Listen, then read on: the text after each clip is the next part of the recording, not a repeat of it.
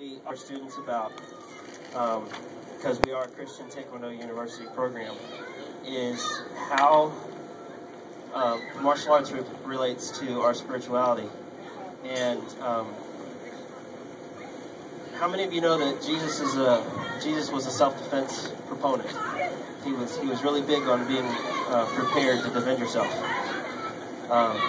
In the book of Luke, during the Last Supper, after Judas left, Jesus was telling his disciples, look, coming up, it's not going to be safe for you.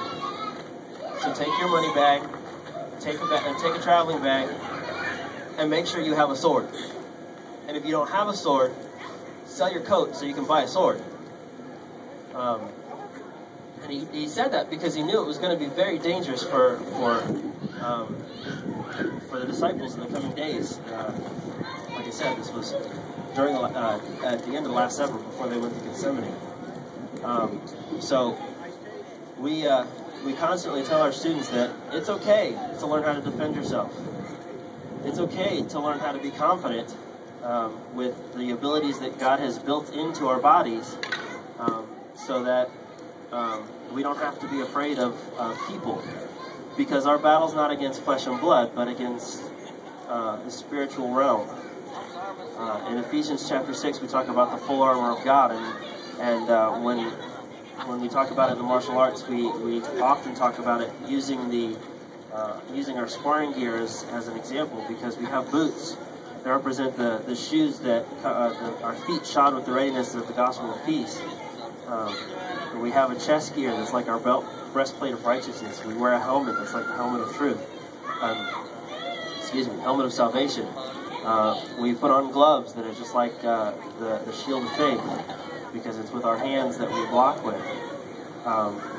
We wear a belt, and our belts just happen to be backed by the oldest organization in America, and the first Taekwondo organization to be recognized by Korea in America, celebrating 45 years this year.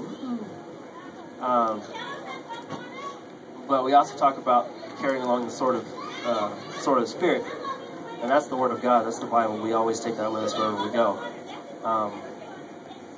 But we also talk about the other side of that. What happens if you forget to put on the shoes of readiness, or the breastplate of righteousness, the helmet of salvation? You start getting into some problems where you might, I don't know, tell a little white lie. And when you tell that little white lie, it may not even get you in trouble. Nobody may ever even know that you told a little white lie. God does. And then, since you got away with that little white lie, maybe you keep it going by telling something a little bit bigger. And that's when things start getting a little hairy for you. And now say you get caught in that lie. Well, now you got to cover it up with something else, with another lie, if you don't come clean. And slowly but surely, you start building up a wall. And that wall started in the Garden of Eden.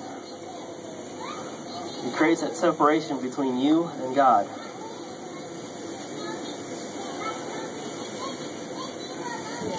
And that separation between you and God has a special name. And we like to throw around an awful lot.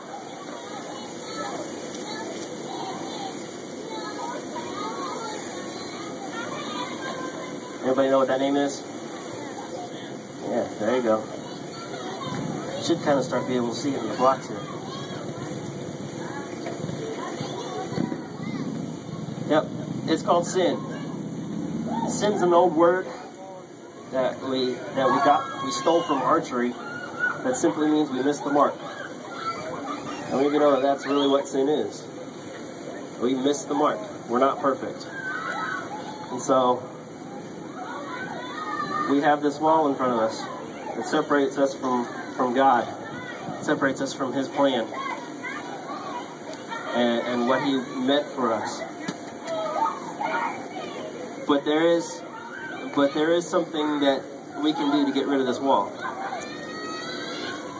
we can turn our lives over to Jesus, because Jesus knocked down this wall. Now, I'm not going to say that I'm Jesus, though I do play him sometimes in our demonstrations. I'm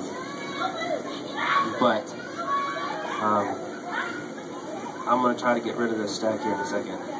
And I say try, because it is concrete.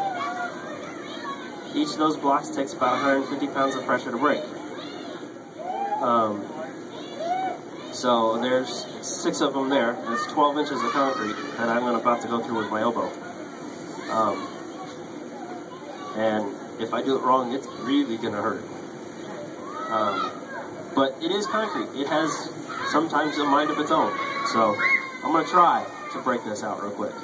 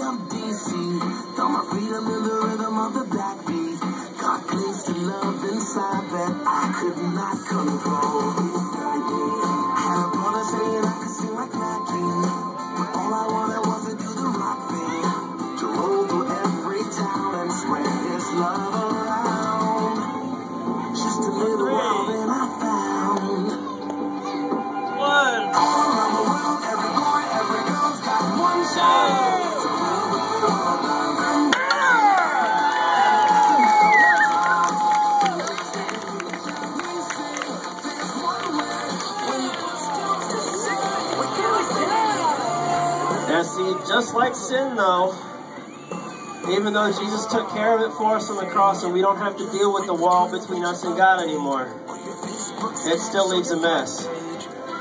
We still got to go to those that we've harmed and clean up our mess. We don't have to worry about our relationship with God anymore, but we still got to worry about the relationship with everybody else. So don't forget, God told us to love Him, but love each other as well. And that's one of the things that we always try to tell our students. And that's one of the mottos for our church is love God, love people. And so thank you very much.